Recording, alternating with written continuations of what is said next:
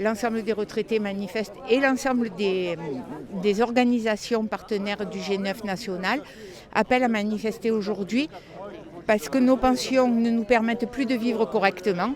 Nous demandons une revalorisation immédiate de 10% et rapidement une revalorisation des retraites les plus faibles pour pouvoir avoir un minimum vieillesse qui soit capable de nous faire vivre dignement notre retraite. Alors pourquoi nous sommes devant le MEDEF ?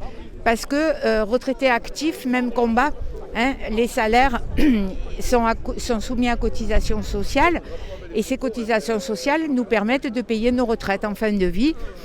Et donc le MEDEF est autant concerné que la préfecture où on va être reçu tout à l'heure pour demander au gouvernement de faire le nécessaire pour revaloriser nos pensions. L'électricité, l'alimentaire, tout a augmenté, c'est plus possible. Voilà, l'ensemble des produits de première nécessité, c'est ce qui est le plus dramatique, le logement, l'électricité, l'alimentation, le chauffage, le logement tout simplement, tous les prix s'envolent. Et nous, de par ce fait, comme nous n'avons pas de revalorisation, nous sommes de plus en plus pauvres, les retraités, dans ce pays. Il faut prendre en considération, nous avons mis à disposition des camarades un calculateur de retraite pour voir ce que nous avons perdu entre 2020 et 2024.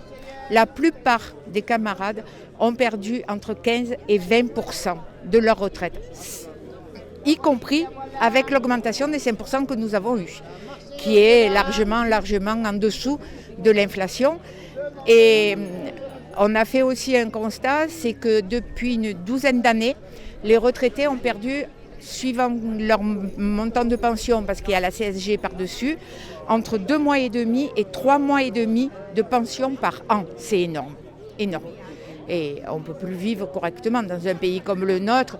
Donc nous, ce que nous défendons en priorité, effectivement, c'est l'augmentation des salaires, l'augmentation des pensions et la sécurité sociale, que la sécurité sociale joue son rôle, qu'on arrête de spolier la sécurité sociale avec des impôts comme la CSG, la CSA et tous ces impôts qui ne partent pas dans les caisses de la sécurité sociale mais qui partent comme impôts dans la caisse de l'État. Et là, on ne sait pas du tout où vont cet argent-là. Nous, ce qu'on redemande, c'est que la sécurité sociale, donc on demande à ce qu'on arrête de suspendre ou de supprimer les cotisations sociales qui ont un effet immédiat, on va dire, sur un salaire, puisque ça va faire, et c'est pas très important non plus mensuellement, mais ça va priver ces gens-là d'une cotisation à la retraite. Donc ils auront encore des retraites encore plus basses que les nôtres et c'est pas normal.